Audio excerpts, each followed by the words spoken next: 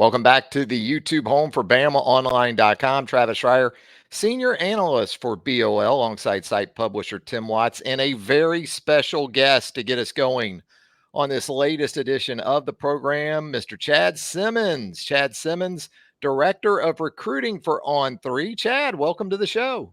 Hey, thanks for having me, guys. Honored to be here with two legends like you guys, living legends. Well, maybe take me out of that equation when it comes to YouTube. But hey, Tim, let's talk about the relationships, man. Recruiting is truly about relationships, right? And we typically associate that with coaches, prospects, administrators, number of different angles that directly impact the recruiting process. But in what we do too, man, there are a ton of relationships like the ones we've had with Chad throughout the years. I don't even know how long Chad and I have known each other. He was with us at Rivals. He got older. I didn't. I know that much. I stayed the same age. I don't know how that happened, but I mean, we were young and green back in the day at Rivals, kind of building something. It was a little bit special because now it's been done several times. But then, I mean, we were kind of like carving our own path and going at it. And we had so many good times, and the publishers, and a lot of them are here now. It's kind of like a little Rivals reunion with Gene Williams and Brent Hubbs at Tennessee and Sean Callahan at Nebraska and so many more. But Chad, he was one I was pretty excited about. We talked because he was here while we were still at on 24/7, but I was talking with Chad the whole time, and pretty excited, to get here with him. So, Chad, tell us how you go about getting into this crazy thing. It seems like we all have our own paths that we've taken to this spot and in this industry. Give us a little bit of a rundown on how it happened for you. Yeah, I mean, I don't even remember exactly how it all started. Somehow I got connected to Scott Kennedy back in the day, which was about 20 years ago now. This is my 20th football season coming up covering high school recruiting. So kind of got into it somewhere in that spring 20 years ago. Kind of hopped in a car with Scott Kennedy, went to an Auburn camp one time. No offense, Bama fans watching this, but went to the Auburn camp, and he kind of got my foot in the door. And then after one season with him, like 4 or 5 months, Rivals and / UGA Sports recognized my work. They approached me because I lived here in Georgia, coming to help cover recruiting. I think Todd Unzicker at the time was working for UGA Sports. He went to do mission work in another country, opened the door for me to come in and cover recruiting full time. And from there, Shannon Terry, Bobby Burton, those guys took me in and welcomed me to the Rivals family. I built friends like Tim Watts, Steve Patterson, so many other guys, in the Rivals family, in that 20 years ago window. And here we are back full circle now. So that's kind of how it got started. Covered recruiting for UGA Sports for like 2 or 3 years full time. Went to like the Georgia State analyst for a little bit. Then from a regional standpoint to now national. And that's kind of where it's come here in 20 years. Yeah, it's been a heck of a path, no doubt about it. And if I were to ask you even just 3 or 4 years ago, Chad, that the landscape of college football, college basketball recruiting would look like it does today, certainly 10 years ago, I don't know if any of us could have fathomed. I guess at some point you figured because the money was getting so big that the dam was eventually going to break in some way, shape, or form. But this sort of flood that we've had the last couple of years, I don't know. I couldn't envision it. Maybe you could. Oh, definitely not. I don't think I wanted to envision it, to be honest with you, from a, old school college football fan, traditional fan, and kind of growing up watching the game the way I did in the 80s and 90s. And, we went to, kind of playing fluff football. You can't hit anybody. You can't have Ronnie Lotz or Steve Atwater's out there anymore laying guys out. You got to have touch football to, the NIL. So we all know, like you said, Travis, something was going to happen and evolve with recruiting and college sports and recruiting and all that. But I did not, envision it to being what it is today. And still, it's evolving and changing every day, every month right now with what's going on. Are they going to get any type of structure in place? If so, when and how and what? We're having to adapt pretty much every day on how we cover things and how we report things and kind of what goes on publicly and behind the scenes. You know what I Chad, think, though, go real ahead, quick, Tim. Chad? I know Chad will probably agree with this. The calendar It is as messed up as it could possibly be. It is like they're literally running college coaches out of business. They're seeing all these high schools. They can see them once. They come off, I think, May 25th. June 1 opens up all the visits, I believe. They're just a constant barrage of, you remember, we used to have May was slow for us. March was slow for us. We had time with family. We planned trips and all that. No more. I mean, no more. I just want to get your thoughts on the calendar and just how it's been nonstop for close to a year now. Yeah, I mean, I would say for me, doing what I do from a director of recruiting standpoint, probably the slowest time for me actually is probably during the season, because you kind of know what to Yeah. expect. There's games for me on Thursday, Fridays, whatnot, college football Saturdays, visits taking place, but not the important ones anymore. No, there's no really officials during the season anymore. They're 90% of those top guys are committed. You're watching a few guys maybe flip targets and stuff like that where they go week to week during the season. But, especially now with the sign day being the week after Thanksgiving, December 4th, I believe it is.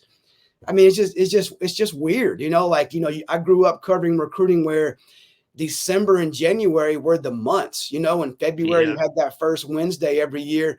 That was D-Day, now you have, maybe 10 guys that sign in February, but it's just different. And like you said, the guys are trying to get to the NFL because there is that downtime. You can only have, OTAs a certain period of time. You can only have practice or meetings certain times. You actually have time to balance yourself with your family and your job. And that pertains to us as well, covering this stuff every day because, we all have families, wives and kids, and to try to balance that and also do your job. You want to be like, for me, you want to be a husband or a dad at that elite level, but you also want to do your job at that elite level.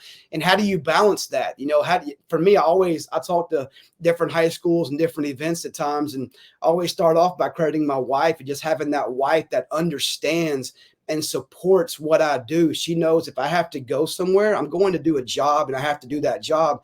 But, that's the tough thing is balancing not just the college coaches, but us as well on the ground every day, figuring out where to put our time and what takes priority each and every day. But I never would have dreamed about being June and July as the busiest months of the year for me covering high school recruiting. You just, football on the football side. I mean, just June is wild every weekend. Hundreds of kids now are taking OVs across the country. From like the end of June to like mid-July, I think I did like 8 commitment stories last year on July 4th, I went through a span of about 7 or 8 days. You're doing 3, 4, 5 a day that first couple of weeks of July. And that's kind of the way it is now. And then for me, it does settle down a little bit on the news side come August, September, October. But that's when the season kicks in. You go try to build those, like you said, Travis and Tim, relationships for that next cycle to kick in, next spring. So it's ongoing all the time.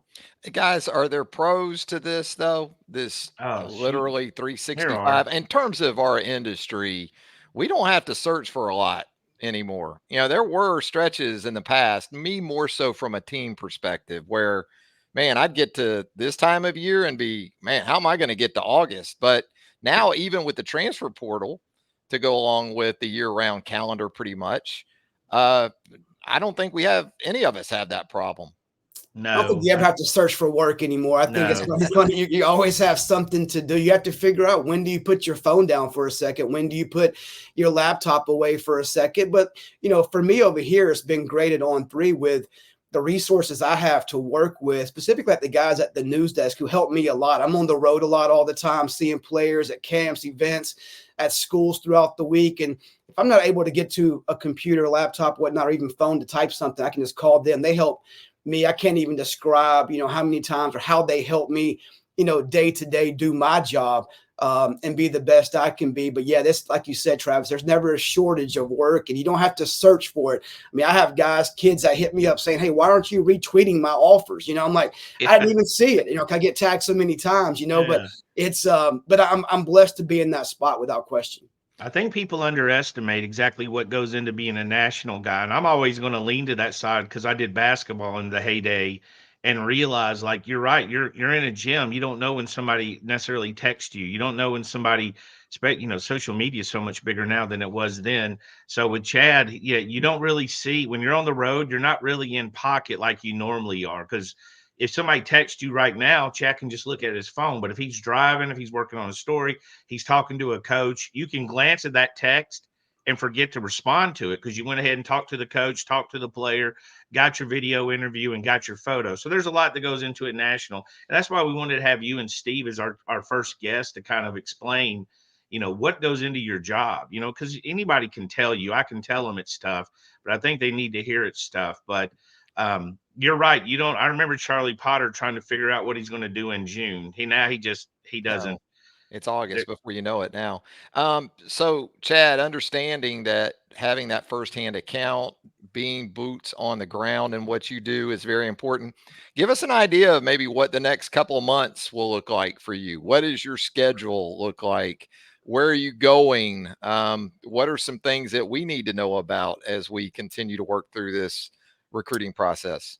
Yeah, if I had to describe it with one word, Travis, probably a blur. I would say the next couple of months. I mean, that's just being honest. I mean, we're on the back end. If there is somewhat of a slower time here in May, their OVs are spread apart a little bit. But man, when that May 31st kicks in, that first weekend, really going into June, it's going to be pretty wild. Obviously, that recruiting calendar kind of speaks for itself. But as far as where I'll be at OT7. Overtime's become kind of the biggest, I would say, gig for us on the ground as far as 707 Nationals in Tampa. I think it's June 7th to June 10th.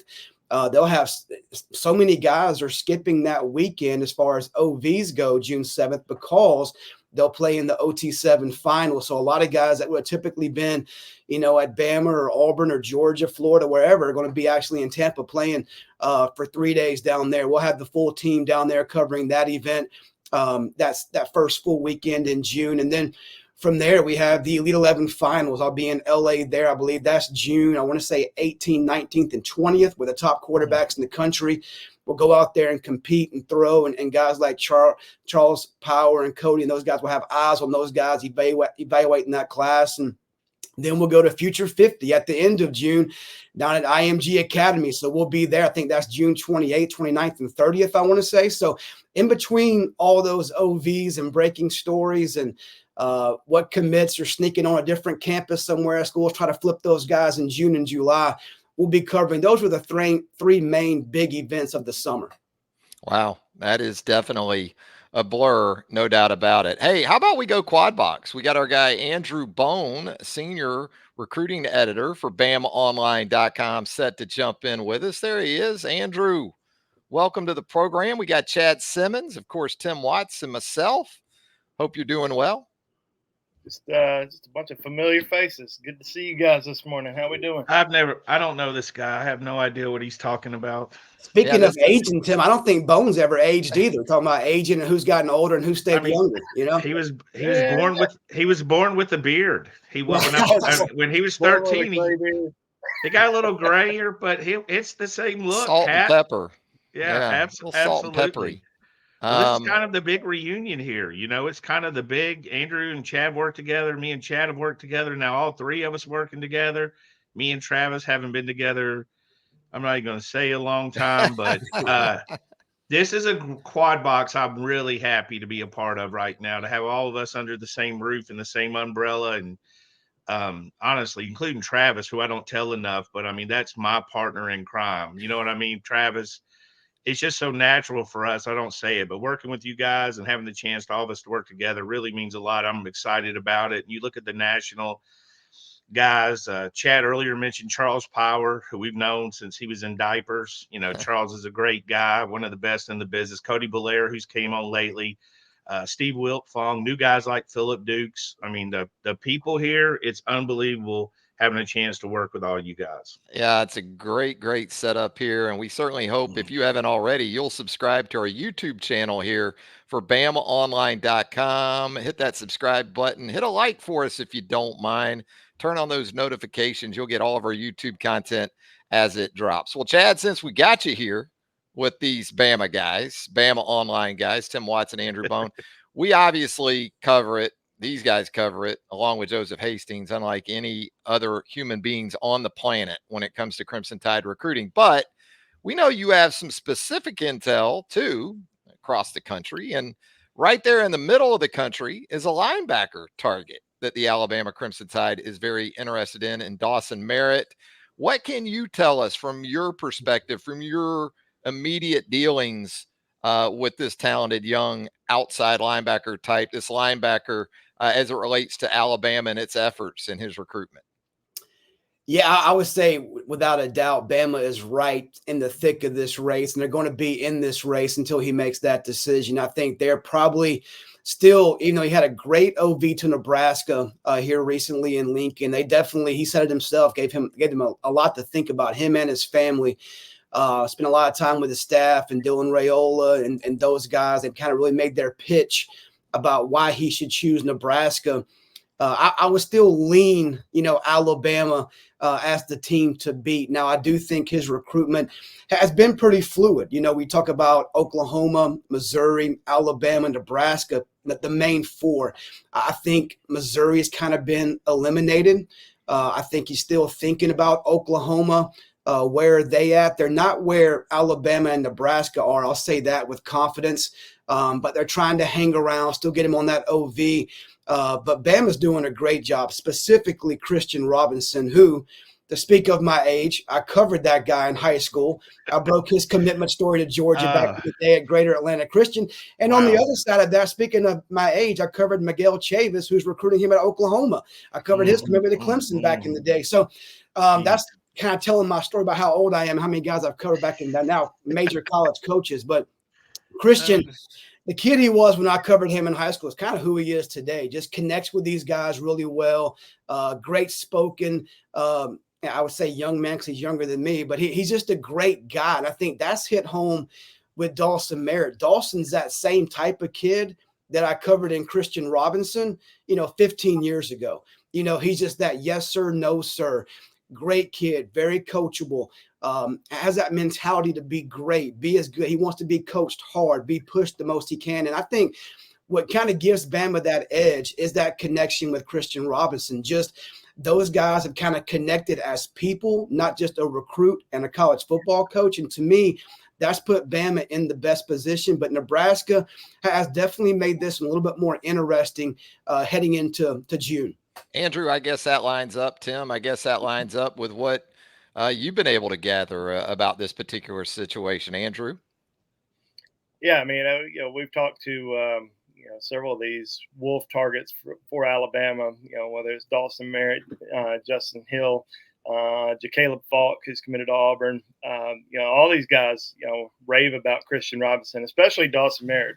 We talked to Dawson a few times, and said that it's probably the best relationship he has out of any coach, is the relationship he has with Christian Robinson. So I think that's going a long way in his recruitment.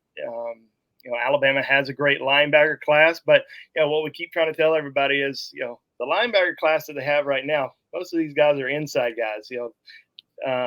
Dawson Merritt, Jacaleb Falk, Justin Hill, they're all being recruited as, at that Wolf position, at outside linebacker, pass rusher type guys. So inside linebackers, Alabama's done a great job there. And three of those guys are from the state of Georgia, where Mr. Simmons lives. And I did want to ask him about some of these guys. Jaden Harmon out of Rome. You got Duke Johnson out of Dodge County, and then Luke Metz, who is certainly one of the guys that I'm really intrigued to hear a little bit more about. I don't know if Chad, I don't know if you've seen him in person yet, but Alabama's done a really good job. It's from our perspective, recruiting in the state of Georgia, and it starts at the linebacker position with those three. Yeah, speaking of those guys, Bone, I think for me, like the most intriguing one out of those three is probably Duke Johnson, just because he's so athletic. The frame, the length, he could be moved around and used in different ways. And, he started off playing quarterback, in high school. He plays basketball. He tests off the charts. He has those measurables you look for in a guy you want to bring into your program and kind of build and mold into the player that you want. I think he's the one that maybe is the most raw, but yet has the most upside on both sides. Talking about Duke, talking about Luke Metz. I have seen Luke before, and I think what kind of flashes to me on Luke is just, instincts and just that football player mentality. He seeks the football. He wants to make a play on the football. And we talked about before you got on here, Bone, about the game going a little bit soft and there's no more Ronnie Lotts and Steve Atwaters and those guys, but he will hit you. He wants to punish guys. He plays the game the way I think a lot of us grew up, either playing the game or watching the game. That's kind of his mentality. And I can say the same about Jaden Harmon. I mean, anybody that knows the city of Rome and the Rome program, it's about football toughness. And it starts with head coach John Reed. John, he won state championships in Alcoa in Tennessee, came down to Georgia. He plays the way his team plays, the way he coaches and his mentality. And that is no playing around. I mean, that it's all about business there. So Jaden will come in ready to go to work. I was talking to Juju Lewis, who, a top quarterback committed to USC, who's still, involved with Bama to some extent as well. And Juju said the best player he played last year was Jaden Harmon. Jaden wants to hit you. He plays fast. He plays physical. Not as big as a guy like Duke Johnson, but the guy will hit you. The guy will fly around the football, and he will play very violent. So I think Bama's getting a mixture of three guys there that are a little bit different in different ways, but all very good pickups from Alabama. Tim, do you think do you think those comments from Chad will maybe simmer down some of the anxiety that we've seen? We're not sure Mr. Simmons knows this, but Bama has so many linebackers committed that anytime they get a commitment, the running joke is, can he play linebacker? Like last night it's like consistent. Now, BOL has a history of this. Can he play tight end? Because they didn't have tight ends at one point. But the linebackers with 5 committed, counting Miles Johnson, I think that's right, 5. They is it 4 or 5? I think it's 5. Yeah, let me check. Ish. Somebody wake Andrew up. He's up all night. So they've got 5 committed. Now, also added to this, what Andrew alluded to earlier. It's 5, yeah.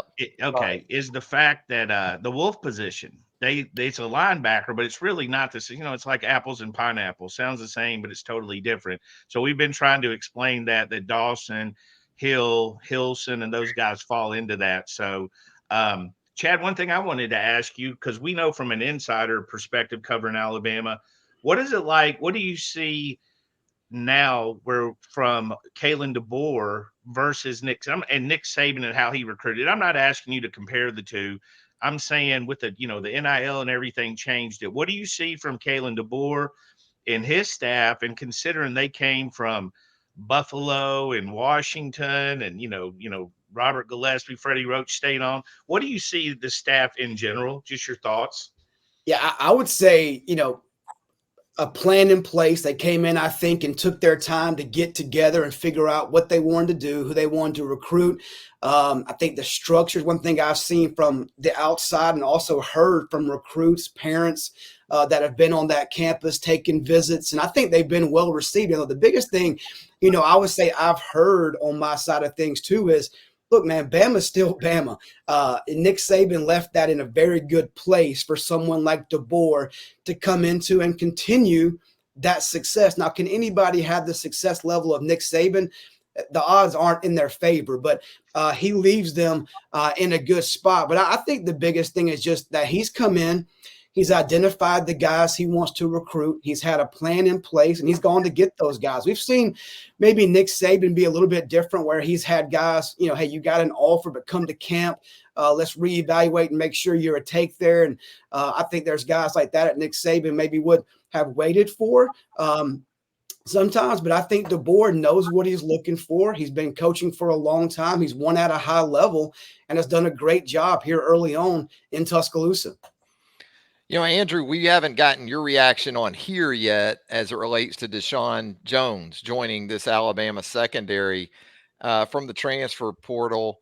And I also want to ask Chad about that dynamic too. I mean, it feels transactional more than ever in college football as far as comings and goings. It's almost matter of fact. It's become, I know there's still a sentimentality involved with college football, but I'm going to get to Chad with that in just a second. But your initial reaction to that one finally falling into place?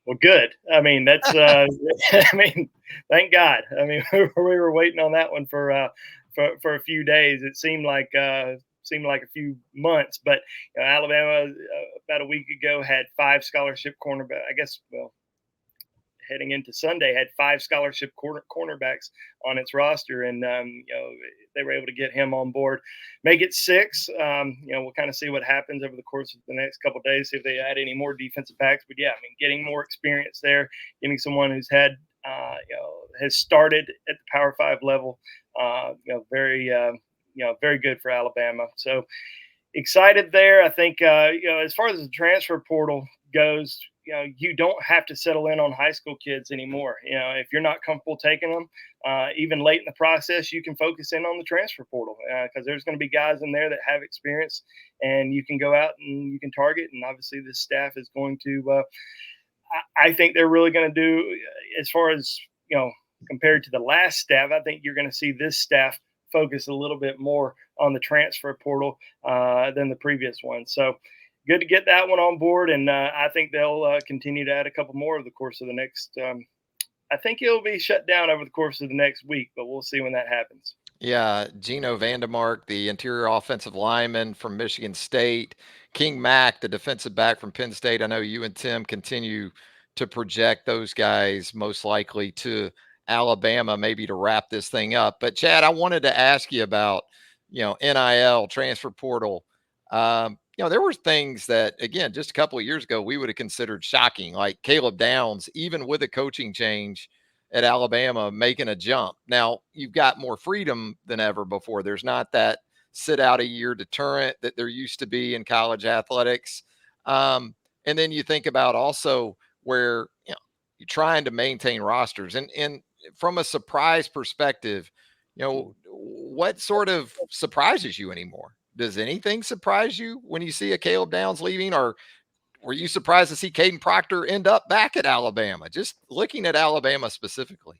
Yeah, I was surprised to see Proctor go and come back. I mean, we all thought he's committed to Iowa forever. He's a hometown guy up there. I mean, that probably was more surprising to me that he was going back to Bama than Downs, say, leaving Bama. Just that was a surprise too. But if I had to pick one out of the two, the biggest shocker would be probably Proctor back to Bama the way it happened. I think the biggest surprises to me happened in the fall. Like I don't realize this kid transferred from that school to that school. Like I'm watching a game on a Saturday saying, wasn't he playing last year at Syracuse or something? Here he is playing now for wherever he's at, Michigan State or something. And I think that's, I get so caught up in my world of the high school recruiting side where I'm always busy and focused on those guys and trying to get to the different events and cover day to day on that. I don't always see who's in the portal, who ends up somewhere else, it's that, to me, that's probably the biggest thing is like, I'm watching a game in September saying, man, I thought that guy was over there playing at Georgia Tech, back in the spring. That's either how old I'm getting or I just can't keep up anymore. That's probably the biggest, but it is wild. I'm for the guys having the freedom to find the best place and the best fit for them. But the way it's happening right now and just how much freedom they have and how flexible it is, where they kind of hold the coaching staffs hostage in a way. They almost can threaten, hey, I'm going in the portal if you don't give me this, or you don't do that, or you don't give me this many reps in the spring. If I'm not running 1 or 2, I'm gone. And they've been on campus since January. They go through weight training and off-season spring practice, and then they have the power to go threaten that guy. Hey, I was a 4-star on 3. I was a top 50 player. If you don't play me this much, I'm going to the rival and I'll beat you next year. That to me, that's why coaches are also, because of NIL recruiting and portal, are running to the NFL from college football, because you're already recruiting your high school guys. Now you have to recruit your own team to come back every 6 months, and I just hope there's some control and some changes in that in the near future. Yeah, I agree with Chad. The one thing is I've got 3 college coaches who are in the NFL for different reasons, and they are built as a recruiter. They would be known by you guys as some of the best recruiters in the country, and they say no prayer I come back, which is unheard of because they love the recruiting game. They love the process. They love the puzzle. But going back to what y'all are saying is even the portal guys are signed, but they can leave, right? I mean, in the SEC, you sign an agreement, but if you decide to go to USC, if you decided to go to Michigan, Ohio State, or those guys, you're still, hey, you can still tamper with them. There's nothing signed going, you're locked in. to Bama, Georgia, Auburn, other than you can't go to the SEC, another SEC school with the SEC agreement. You can still go other places. So they've left open the window for street agents, which I was very familiar with in AAU basketball, and they've left it open to tampering. Hey, SEC, you can't tamper, but the other schools can, and that's where I think the frustration is for these coaches, and I don't blame them. It's frustrating covering it. Imagine putting all your time and relationship into knowing the mom and the dad and the uncle and visiting them at work and all that stuff, and you do a great job and they love you, and then they call and they say, Coach Simmons, I got to go here. The NIL is just so much better. I mean, that's just got to be a throat punch. Yeah, and Yeah.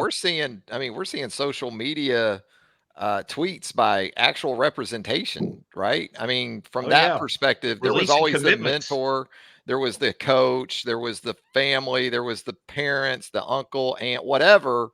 Now, I mean, Chad, isn't there more and more with even high school kids legitimate, or at least on paper, uh, reps for these kids?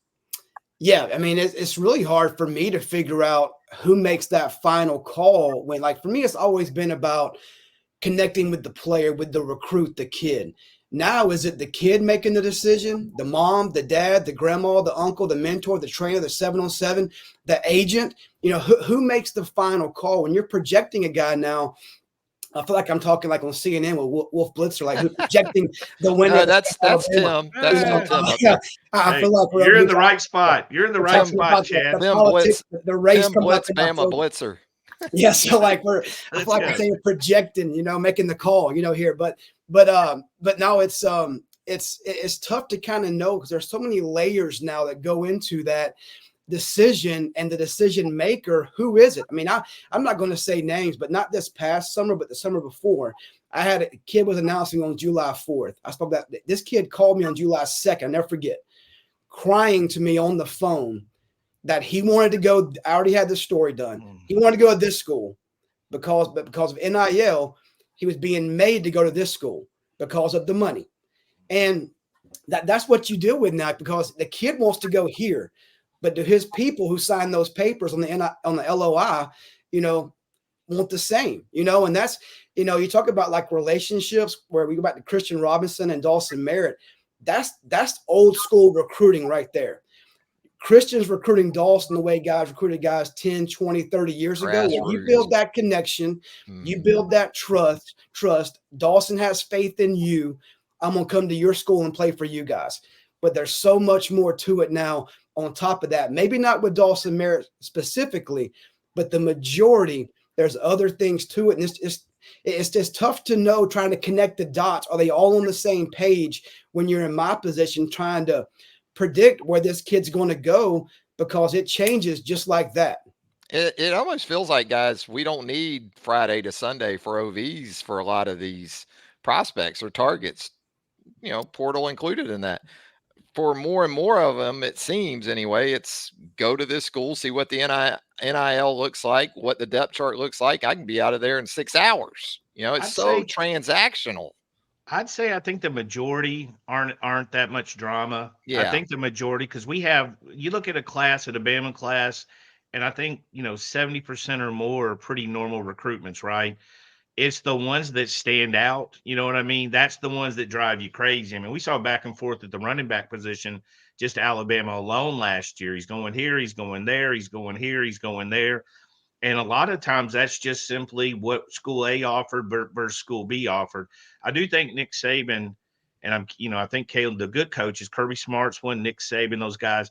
I don't think that going back and forth is really going to work because it's never ending. You know what I mean? It's like bidding on an auction where you're paying too much for it. So I do think you kind of get your offer in. You have to have your value system. Andrew, wake up and share some thoughts. Andrew, you Come know on, what? you keep on taking over. Go ahead, Andrew. No, I mean, one thing that we have noticed, I've noticed at least, is I think a lot of the NIL discussions are happening a lot earlier than they were in the beginning. A few years ago, the NIL discussions were happening at the end of the recruiting cycle. Now they're happening in the beginning of the recruiting cycle when these kids step foot on campus. They want to kind of know, exactly what they're going to potentially get, right off the bat. So are they going to come back to campus for another visit down the road? Are they going to, start looking elsewhere? Is this going to be a spot that they want to go ahead and commit to? So I think a lot of the NIL discussions have happened a lot earlier, but there's also a lot more education on it. When these kids are coming to, different campuses, whether it's Alabama or Georgia, they're sitting down with, with people who are running the NIL programs and, educating them what's good, what's bad. On3 Elites having their conference later on this month, where they're bringing in the top, I guess it's top 50 players in the country to Nashville to sit down with them, educate them, talk about the business side of things. They're going to have speakers. So I think a lot of kids are understanding it a lot better than they were 2 years ago, a year ago, and that's a benefit. So we'll see kind of what happens moving forward, but NIL certainly changed the game up completely. As Tim mentioned, I mean, you're sitting there, you're having these conversations, you're recruiting kids all the way until the end of the process, and then it becomes, what are you going to get? What are you going to give to me? Yeah, I've talked to some support staff people around college football. They're like, I don't really understand with some of these kids why we're going through what we've always gone through in the recruiting process, because essentially that makes sense to just kind of figure out maybe up front, this is where it's going to be. This is where it's at. Hey, we've held the esteemed Chad Simmons around long enough, but Tim, I know you've got maybe some specific questions related to Alabama targets that you might want to hit your old pal with. Chad, give me some thoughts on a few of the guys, maybe the West Coast guys Bama's involved with. Jackson Lloyd, I know you're familiar with him. Just the blend of some of, because they came with Abdul Sanders, and we heard some names early: Jackson Lloyd, Dijon Lee, Josiah Sharma. Give us any thoughts you have on the West Coast recruiting they've done, because Bama's always kind of recruited there, but it seems like this group came with a target list where they felt comfortable they were going after some of the best guys out there. Yeah, I think this goes back to, DeBoer, Courtney Morgan, those guys being at UW and recruiting those guys from the beginning, whether it be Dijon Lee, Marcus Harris, Jordan Davison, guys so on that are out there. Jackson Lloyd, man, I'll say this, I pride myself in connecting with these guys, but man, he is a tough one for me, I will say, to get to. And I know he plays, baseball, football, all that kind of stuff. And that's great. But it seems like for sure, based on, I think, what you guys are hearing on the same as me, is Bama's in a good spot there, kind of trending, heading into the summer. On guys I know better, like a Dijon Lee, I think, that's turning into right now on the surface, Bama versus Georgia. I think obviously, I've been out there obviously a few times. He's in Southern California at Mission Viejo and coming off the state championship there.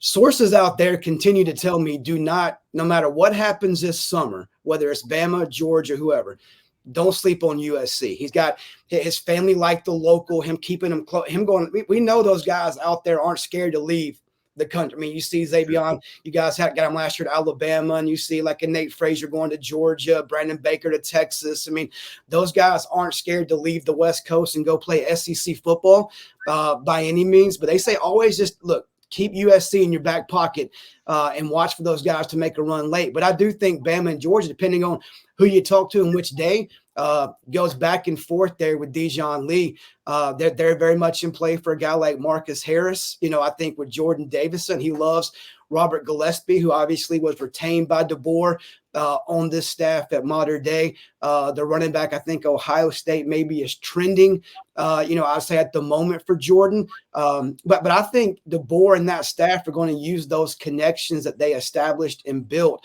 while coaching at UW, University of Washington, and try to carry some of those guys, whether it be 25 or 26, even 2027 guys, help Bama either sign those guys this class or get in the door for next year or the year after.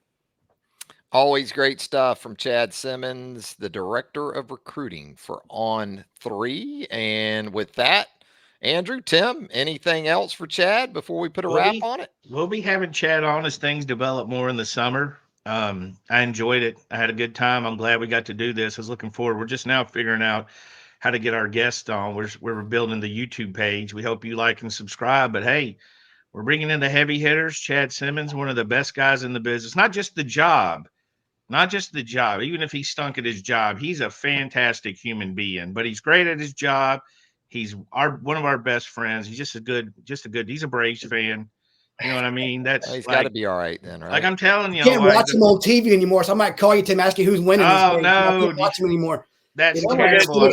Tim will get you a Bally subscription. I Yeah, will I mean, get you hooked up. Call it. We'll figure it out. I mean, we got to stick together. Hey, I did want to ask you, Chad, about two more guys that are in your state. Two pretty polarizing players, Juju Lewis, Justice Terry. You followed those guys, covered them for a very long time. Juju committed to USC last August, but obviously he's got some official visits planned. He's still sort of mentioning Alabama. I know that Auburn, Colorado have been mentioned a lot lately with him as far as biggest threats, maybe to USC. With Georgia, maybe they're fading a little bit. After they picked up a recent commitment. I don't know if that's the case in your opinion, but did want to ask you about Juju and also about Justice Terry, another 5-star in the state of Georgia that flipped from Georgia to USC, but it seems like he's still pretty wide open in his recruitment as well. Yeah, I think Justice flipped to USC at like 2:00 in the morning or something. Like I don't think you understand the logistics of like announcing your flip or commitment to that side when you're a 5-star player like him. But yeah, I'll start with Juju. Obviously, like you mentioned, Bone, I think Georgia's out. Getting Ryan Montgomery there. They were at one time viewed as maybe the biggest competition initially for USC. But Georgia, I think, just kind of they had about 3 guys on their board, and it kind of became the first one that took it, got that spot, and that's Ryan Montgomery. So based on what I'm hearing there, I don't think Juju, as of now, goes back to Athens anytime soon. We'll see what happens, but I don't think he takes the OV he had set for May 31st. But yeah, I do think the team that probably has been the most consistent since maybe mid-March, it's probably been Auburn, I would say, as far as what I'm hearing as the biggest threat. Now, Colorado, they're very much in play. I mean, one thing that was conveyed to me from people in Juju's circle was they want to get on the field. They want to see a path to the field. Who's in front? What's the QB room look like? How soon can he play? Is it freshman? Is it sophomore? And I think that comes down to it. We know NIL is going to be somewhat in the mix as well. To what weight that carries, it's hard to ever know exactly. But I think a key thing is like the path to the field. Bama, I think he does get back to Bama at some point, spring, summer. I know spring runs technically into June, I believe it is. So whatever you want to call the season that we're in, I call June 1st summertime, but that's what I do. But I do think Bama's involved. There's communication from what I'm told earlier this week with Bama still. So I think Bama, Auburn, and Colorado are all still in the mix there. When talking Justice Terry, that was the first time the young man ever got on an airplane. He doesn't get on the plane and fly to Birmingham. He flies to LA, and he goes and, obviously, loves USC. They bring in Aaron Donaldson or Aaron Donald. They got Coach Henney there, Eric Henderson. And I think he fell in love with that guy's pedigree and what he's done in the NFL and his resume and Aaron Donald and so on. It's his recruitment over with. Not by a long shot. It's going to be very, I've been saying for a while, do you go with USC or do you take the other side? I go with the other teams, whether it be Alabama, Georgia, Florida State, Ohio State's now in the mix there. Obviously long time commit to Georgia. I think they are the biggest threat to USC. But when he was committed to Georgia, he told me on the record, Bama was the biggest threat to Georgia. So I think, Bama obviously is one to watch. He loves Freddie Roach. Again, the board keeping him on staff has kept Alabama in that relationship intact. So I do think he'll be at Bama this summer. He'll be at Georgia this summer. I think he'll probably be at both schools in the fall for a game. And Justice Terry will be a guy that we watch all the way until December 4th when that pen hits the paper in Manchester, Georgia. Don't even have a red light. Don't even have a Walmart down there. That place, people get mad about. They don't have a DG? No DG, Chad? A Dollar General? They don't have a Dollar General there? They might, but it's not a Walmart. They might, and it's maybe like $1.25 General now, maybe down there too. But he's a tough guy to get in contact with. But when you do talk to him, he's pretty transparent. And there's no doubt he's committed to USC. They're the top school, but there's a lot of other teams in the mix, including Alabama. In other words, buckle up. And 100%. Long way to go in that one. Long way to go. Chad's going to help keep us informed on all of that, of course, at BamaOnline.com. These two guys, Andrew Bone, Tim Watts, and also Joseph Hastings, going to do an unparalleled job of keeping you up to speed. Anything else, guys, before we get out of here? Thank you, Chad. We appreciate it. We'll be Appreciate seeing you it, this Chad. summer. We'll be texting all week, I'm sure. Thanks for having me. Bring me a souvenir back from Europe when you come back. Absolutely. I'm bringing you something for sure. Bally's subscription, maybe. Text me the password. I'm on it tonight. Text me the password. Let's hey, go. Chad, thanks a lot, my man. Really Thanks, appreciate guys. it. Thanks for having me. Chad. See you. And with that, for Tim Watts, Andrew Bone, and Chad Simmons, Director of Recruiting for On3, I'm Travis Reier. Thanks again for joining us right here on the YouTube home for BamaOnline.com. And until next time, so long, everybody.